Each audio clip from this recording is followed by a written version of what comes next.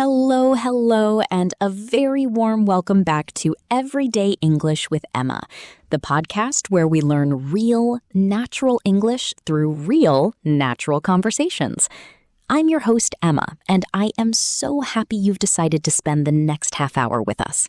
Whether you're listening on your way to work, while you're cooking dinner, or maybe, just maybe, you're listening while you're still in bed. This episode is going to be perfect for you. Why? Because today we're talking all about morning routines. Now, before we jump in, let me remind you, don't worry about understanding every single word. Just relax, listen, and try to catch the main ideas. I'll speak clearly, and I'll explain the difficult vocabulary as we go.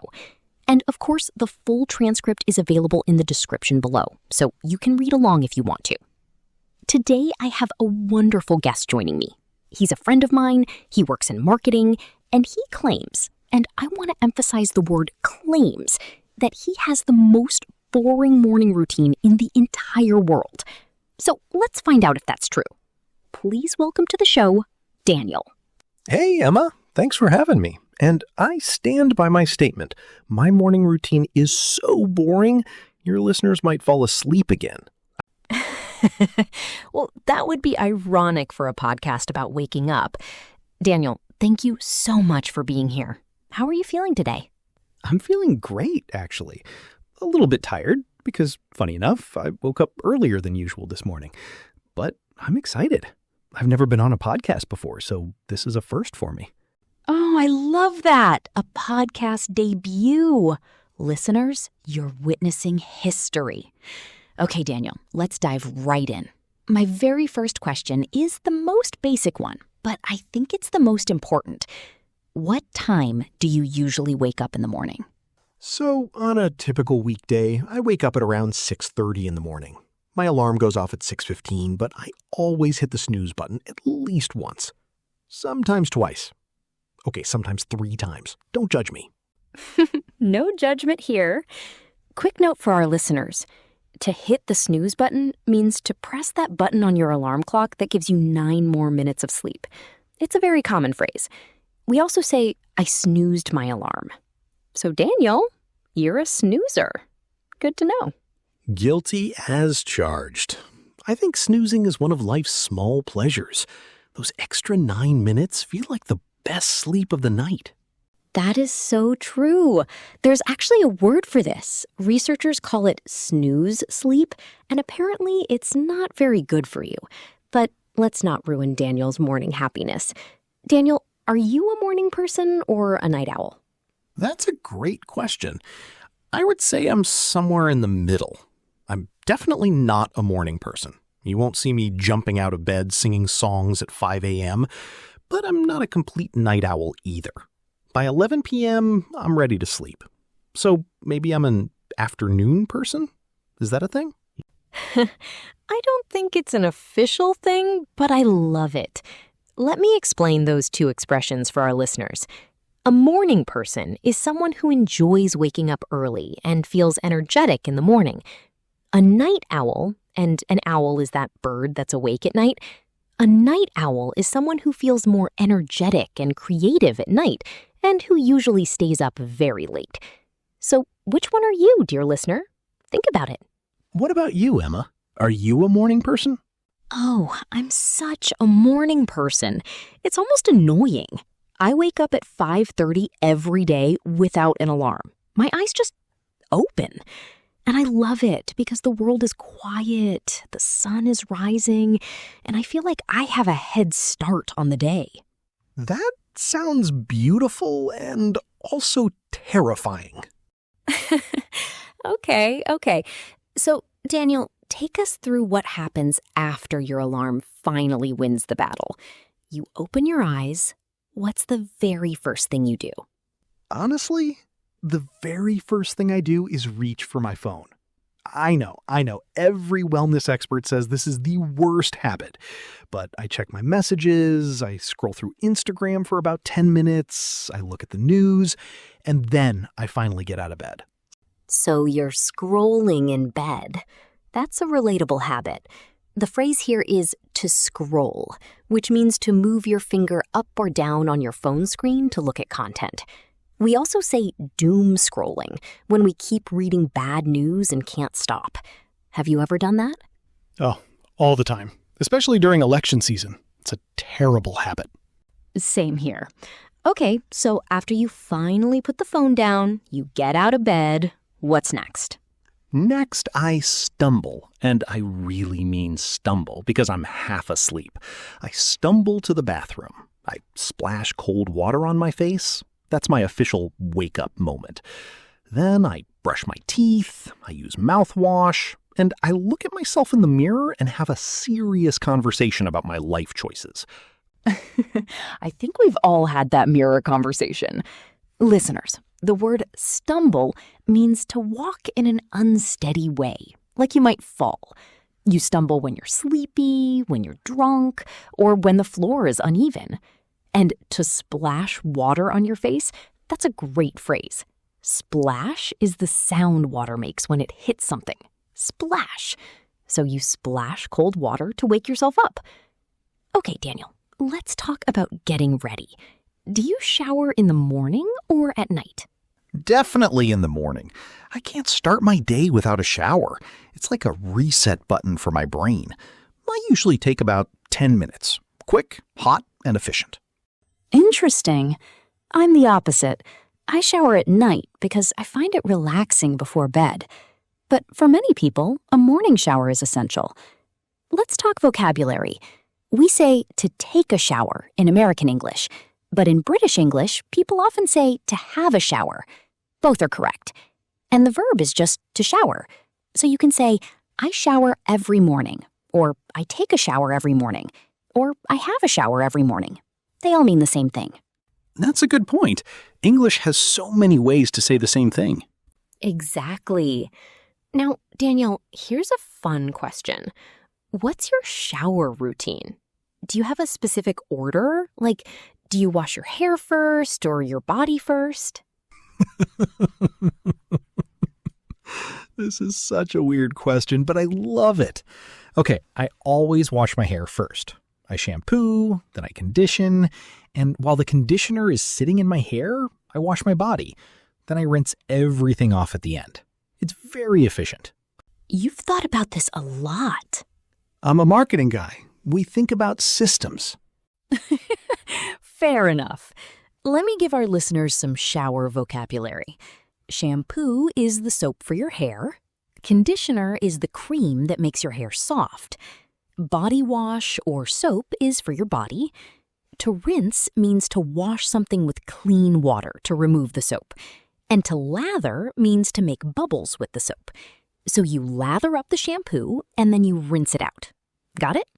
Beautifully explained. Thank you. Okay, so you're out of the shower. What's next? Then I dry off with a towel. I put on some moisturizer. Yes, men should moisturize too. I get dressed, and then I head to the kitchen. Wait. Let's slow down. How do you decide what to wear? Do you plan your outfit the night before, or do you decide in the morning? Honestly, I'm very lazy about this. I have a kind of uniform. Dark jeans, a plain t-shirt or button-up shirt, and sneakers. I don't really think about it. If I have an important meeting, I'll wear something nicer. But most days, it's the same general look. That's actually very smart. There are studies that say successful people often wear the same thing every day to save mental energy. It's called decision fatigue. If you don't have to decide what to wear, your brain has more energy for important decisions. Exactly. See, I'm not lazy. I'm strategic. That's the spin of a true marketing professional. Listeners, here's some clothing vocabulary for your morning. To get dressed is the general phrase for putting on clothes. To put on is the action. I put on my shoes. The opposite is to take off. I take off my pajamas. And the word outfit means the combination of clothes you're wearing on a particular day. Nice outfit is a great compliment. I'll remember that one. Now, what about grooming? Do you shave every morning? Not every morning. I shave maybe every 2 or 3 days. I like a little bit of a stubble look, and I have a beard trimmer, so I keep things neat. Got it. So to shave is to remove hair from your face with a razor. Stubble is the short hair that grows back after you shave. It's kind of rough and prickly. And a beard trimmer is a small electric device to cut your beard short. Great vocabulary, Daniel. What about you, Emma? Do you have a long morning routine for getting ready? You know, I try to keep it simple. I wash my face, I put on a little bit of makeup, nothing dramatic, just some mascara and lip balm, and I tie my hair back. If I'm filming, like for the YouTube version of this podcast, I'll spend more time. But on a normal day, my getting ready routine takes about 15 minutes. That's pretty fast. I value sleep over makeup. All right, Daniel, now we get to my favorite part of the morning, breakfast. Some people say it's the most important meal of the day. What do you think? I 100% agree. I cannot skip breakfast. If I don't eat in the morning, I become what my girlfriend calls hangry. You know, hungry plus angry. It's not pretty.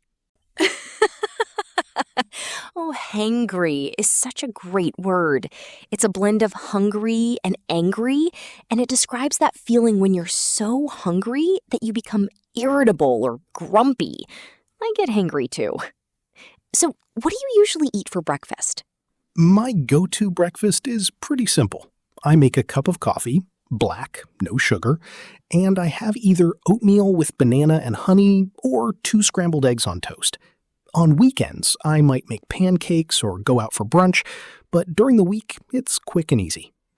That sounds delicious and healthy. Let me break down that vocabulary. A go-to something means the thing you usually choose. My go-to coffee order is a cappuccino. My go-to restaurant is the Italian place on the corner. It's a very useful phrase. I love that one. And let's talk about how to describe coffee, because this is one of the most important parts of an English speaker's morning. You said you drink your coffee black, no sugar. So black coffee means coffee without milk or cream. If you add milk, you can say coffee with milk or white coffee in British English. If you want a more specific drink, you can order an espresso, a small, strong coffee, a latte, espresso with a lot of steamed milk, a cappuccino, espresso with foamy milk, an Americano, espresso with hot water, and a macchiato, mocha, flat white. There are so many. Coffee vocabulary alone could be a whole episode. It really could. Okay, let's also talk about breakfast foods. Oatmeal, also called porridge in British English, is cooked oats with milk or water. It's warm and filling. Scrambled eggs, eggs that are mixed and cooked in a pan. Fried eggs, eggs cooked with the yolk still whole. Boiled eggs, eggs cooked in their shell in hot water. Toast is bread that's been heated until it's crispy and golden brown. And pancakes are those flat, round, sweet things that you eat with syrup. Daniel, what's your favorite breakfast in the whole world? Oh, that's easy. A full English breakfast. You know, eggs, bacon, sausage, baked beans, grilled tomatoes, mushrooms, toast, and a cup of tea. It's a heart attack on a plate, but it's heaven. A heart attack on a plate. That's a funny expression.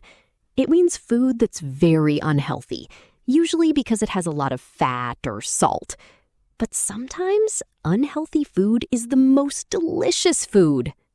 True words, Emma. True words. What about drinks? You mentioned coffee. Do you drink anything else in the morning? Yes, before my coffee, I always drink a big glass of water. I read somewhere that it's good to hydrate first thing in the morning. And sometimes I'll have orange juice if I have it in the fridge. That's a great habit. To hydrate means to drink water and add liquid to your body. We often hear stay hydrated as advice. Now, here's an interesting cultural question. Do you eat breakfast at the table or do you eat it while doing something else? Honestly, I usually eat at the kitchen counter while I check the news on my phone or watch a YouTube video. I don't really sit at the table unless it's the weekend. Same. I think eating breakfast at the table is becoming rare in modern life. We're all so busy. But on weekends, I love a slow breakfast.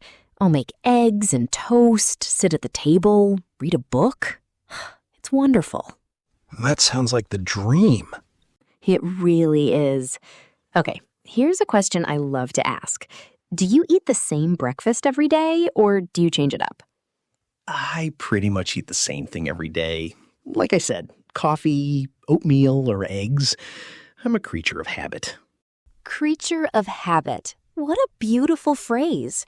It describes someone who likes routine, who does the same things at the same times. The opposite would be someone who likes variety or change. So, Daniel, you're a creature of habit. I am too, honestly. Daniel, let's talk about something that a lot of people struggle with. Exercise in the morning. Do you work out before work? I try to, but I'm not super consistent.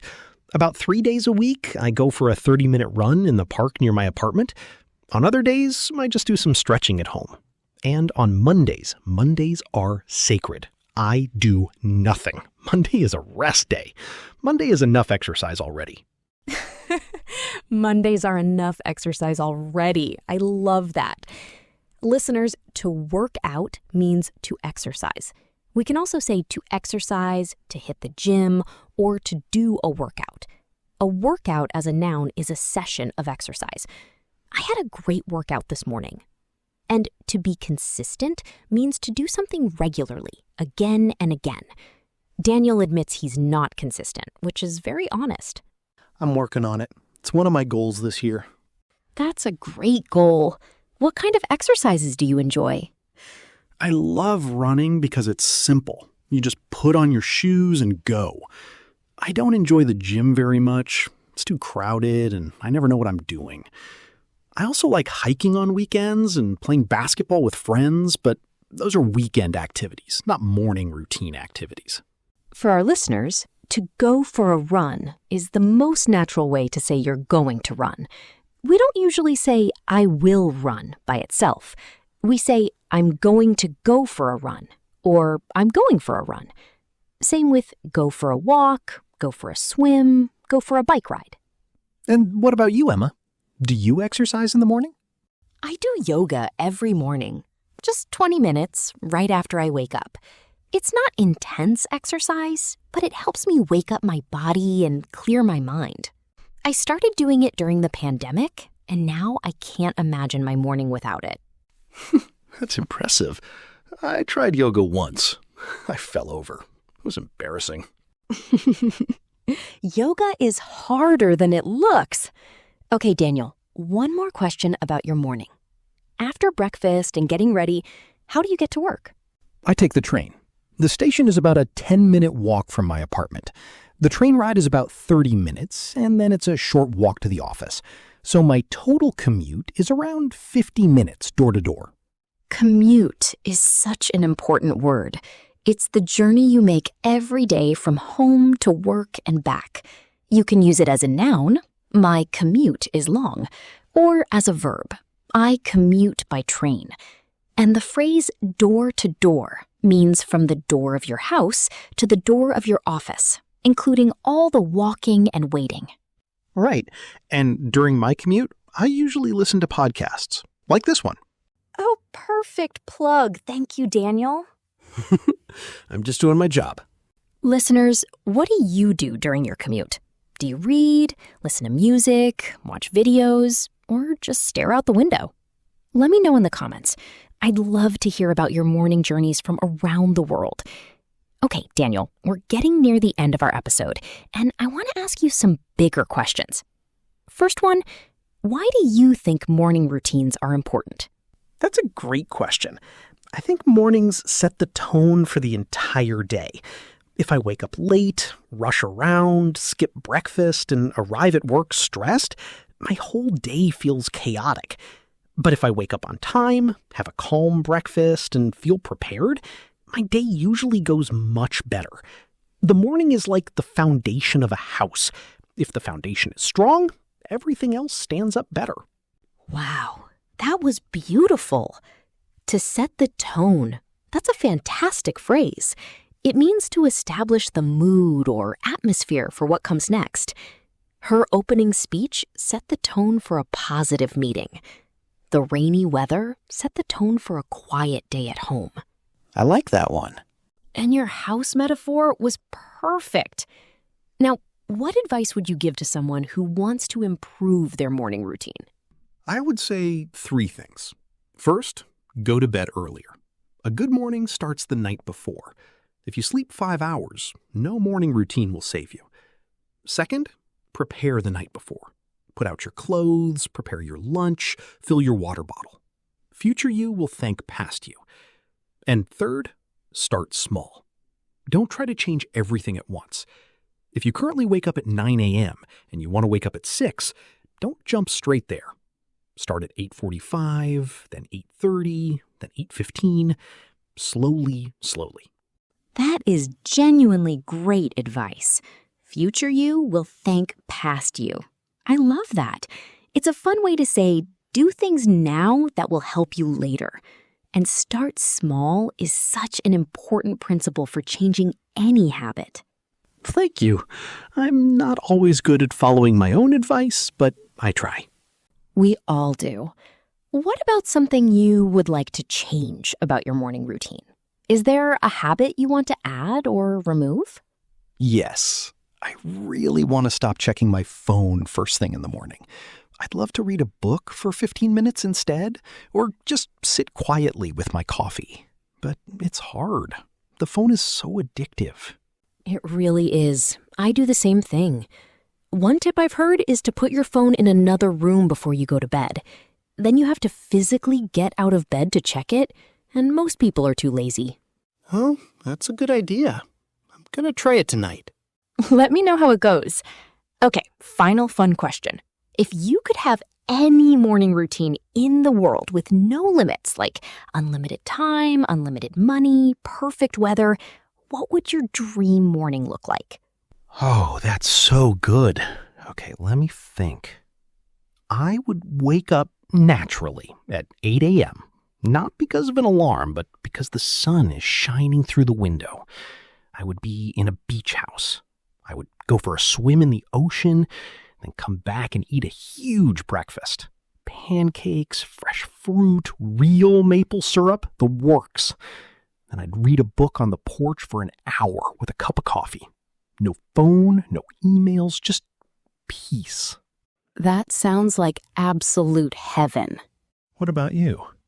I think my dream morning would be in the mountains.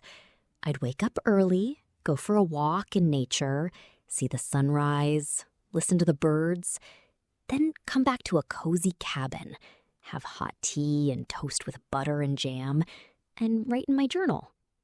Then I'd start work on something creative, maybe writing a book or recording a podcast. I like your dream morning. Mine has a beach, yours has mountains. Together we could open a hotel. Business idea, coming soon. All right, listeners, before we wrap up, let me quickly review the most useful vocabulary and phrases from today's episode. Get your notebooks ready or just listen carefully. Number 1, to hit the snooze button, to press the button that gives you a few more minutes of sleep. Number 2, morning person and night owl. A morning person loves early hours. A night owl loves late hours. Number 3, to stumble, to walk unsteadily, like when you're sleepy. Number 4, to splash water on your face, to throw water on your face to wake up. Number 5, to take a shower or to have a shower. Both are correct. Number 6, to lather and to rinse, to make soap bubbles and to wash with clean water. Number 7, outfit, the combination of clothes you wear. Number 8, stubble, short hair after shaving. Number 9, hangry, hungry and angry at the same time. Number 10, go-to, your usual choice. Number 11, creature of habit, a person who likes routine. Number 12, to work out or a workout, to exercise or a session of exercise. Number 13, commute, the daily journey from home to work. Number 14, door to door, from one place to another, including everything in between. Number 15, to set the tone, to establish the mood for what comes next. And finally, start small. Begin with tiny steps when changing a habit. Daniel, that was a lot of vocabulary. I learned some of those words today too, Emma. Hangry is going to be my new favorite word. Use it wisely. Daniel, thank you so much for being on the podcast today. Your boring morning routine turned out to be very interesting, and I think our listeners learned a lot. Thank you for having me, Emma. This was so much fun. And to all the listeners out there, keep learning, keep practicing, and don't be afraid to make mistakes when you speak English. That's how we learn. Beautifully said. Listeners, here's your homework for this week. I want you to do 3 things. First, write down your morning routine in English. Use as many of today's new words as you can. Second, record yourself talking about your morning routine for 1 minute. Listen back and notice your pronunciation. And third, share one thing about your morning routine in the comments below. I read every single comment and I love hearing from you. If you enjoyed this episode, please like, subscribe, and share it with a friend who's learning English. Every share helps the channel grow and helps more people around the world learn English for free.